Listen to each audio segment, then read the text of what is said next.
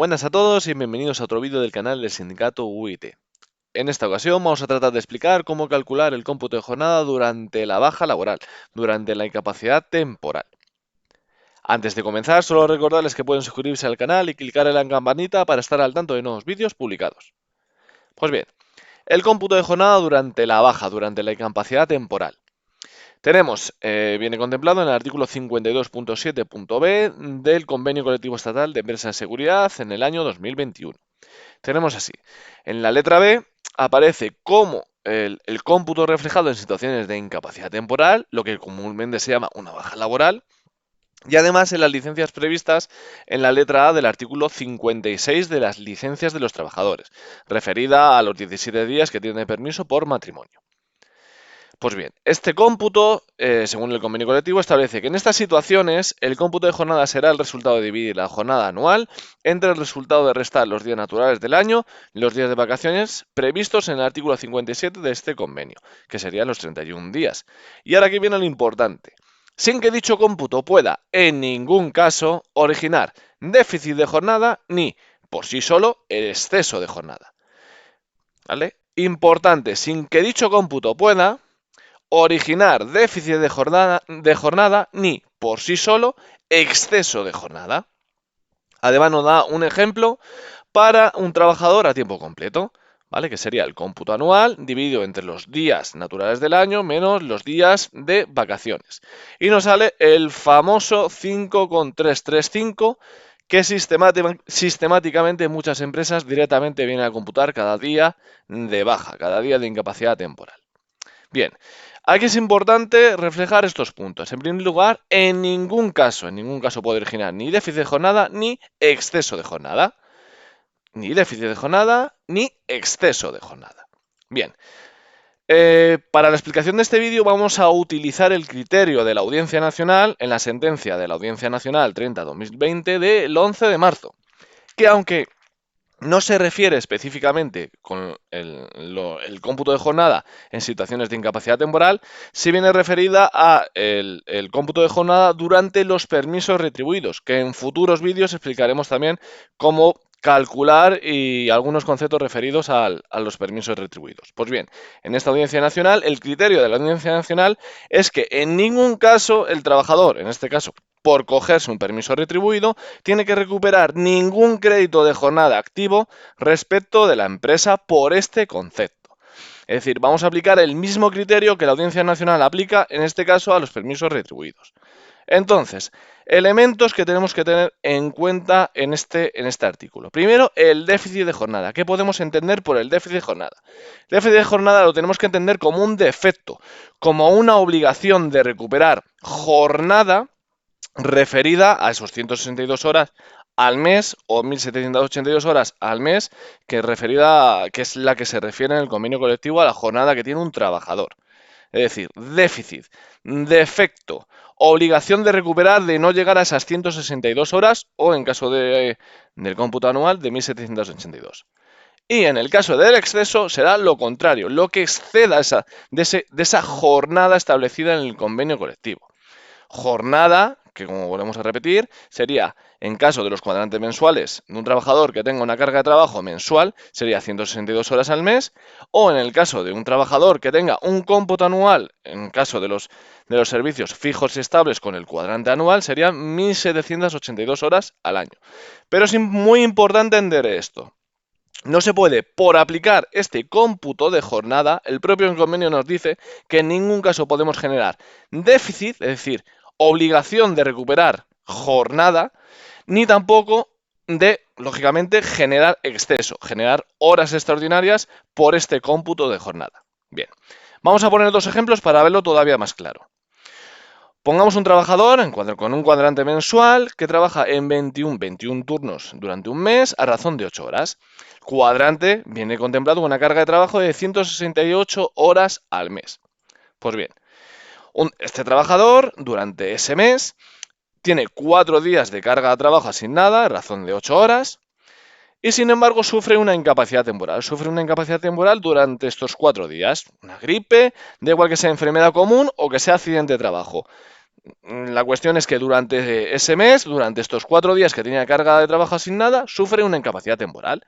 Pues bien, si directamente se nos aplica por cada día de incapacidad temporal este 5,335, vamos a generar un déficit, es decir, se nos va a aplicar con respecto al turno que teníamos asignado una diferencia de 10,66 horas.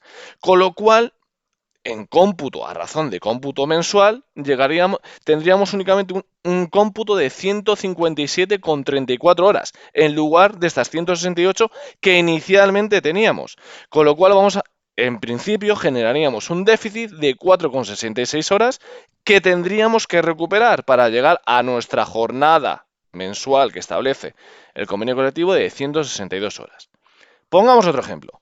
Un trabajador el mismo trabajador, con el mismo caso, y durante ese mismo mes, durante 4 días que tenía descanso asignado, que tenía libranza, en el cual el cómputo lógicamente es cero, sufre igualmente una incapacidad temporal, en el que, en principio, si de manera sistemática se nos aplica ese 5,335, el trabajador va a generar un exceso de jornada. Es decir, como no tenía carga inicial, si se le aplica directamente ese 5,335 a cada día que ha estado de baja librando, suma un aumento de la jornada en 21,34 horas, con lo cual pasaría de 168 a 189 horas. Es decir, esto sería en perjuicio de la empresa, generando un excedente, un aumento de las horas extraordinarias realizadas en ese mes de 21,34. En ambos casos no sería correcto.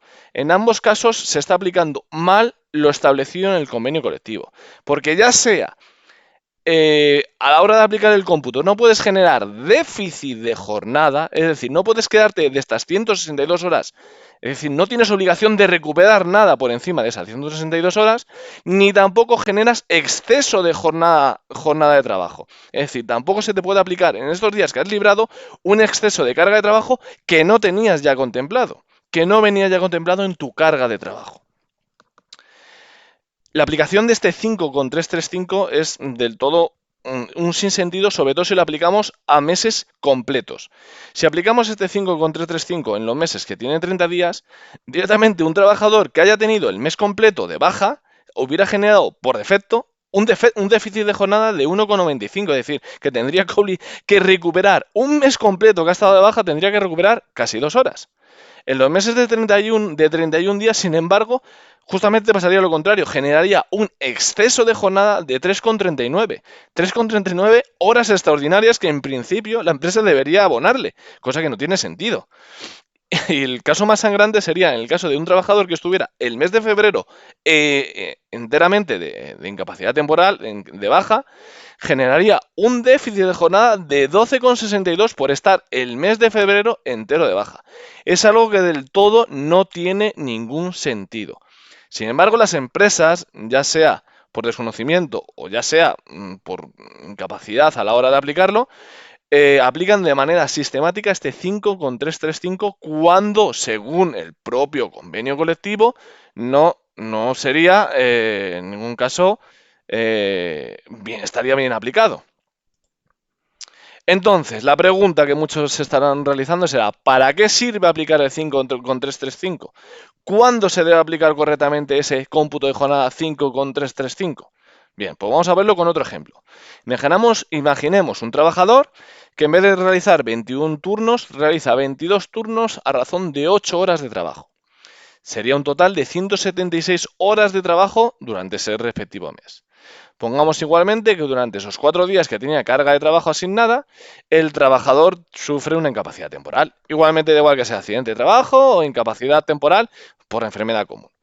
Aplicándole ese 5,335. Pues bien, aquí sí genera un déficit de jornada, es decir, aquí la diferencia de estos turnos de 8 horas al 5,335 sí genera un cómputo menor a razón de 10,66, generándole una carga de trabajo final de 165,34. Aquí entendemos que sí está bien aplicado ese 5,335 por la razón de que durante la incapacidad temporal no ha generado ese exceso de carga inicial que tenía. Es decir, que no se le tendría por qué retribuir una jornada, unas horas extraordinarias que realmente el trabajador no ha recibido, no ha trabajado. Entonces, sí se le debería aplicar este 5,335 y asignándole finalmente un cómputo de jornada de 165,34, porque la carga inicial del trabajo tenía exceso de jornada y por tanto no es de recibo que un trabajador sin haber realizado efectivamente ese exceso de jornada se les apliquen unas horas extraordinarias finalmente no realizadas. Este sería el único caso en el que sí se debería aplicar este 5,335 de manera genérica o por defecto. En el resto de jornadas, en el resto de casos, no se le debería aplicar directamente ese 5,335, sino estar al tanto del cómputo de jornada inicial que la empresa ha entregado en la carga de trabajo al trabajador, para no aplicar en ningún caso ni déficit de jornada ni por sí solo exceso de jornada. Nuestras recomendaciones a la hora de calcular o de cómo computar este 5,335. En primer lugar, conservar el cuadrante original antes de la baja, antes de la incapacidad temporal, por si hubiera algún problema a la hora de que la empresa nos fuera a computar este 5,335. En segundo lugar, si se nos aplica alguno de estos dos casos, ya sea bien el defecto, es decir, que la empresa nos indique que tenemos que recuperar algún tipo de jornada, o hay que ser honrados e incluso que se nos aplique y nos beneficie aplicándonos horas extraordinarias, informar a la empresa del error en el artículo 52.7, que están interpretando y que están aplicando de manera errónea ese artículo 52.7. Y en el caso de que la empresa siga en sus 13 y nos obligue a recuperar ese déficit de jornada mal aplicado, directamente reclamar ese exceso de jornada, esas horas que nos obliguen a recuperar, como exceso de jornada. Pues bien, si te ha gustado el vídeo, por favor, dale a like y compartir. Muchas gracias por vuestro tiempo.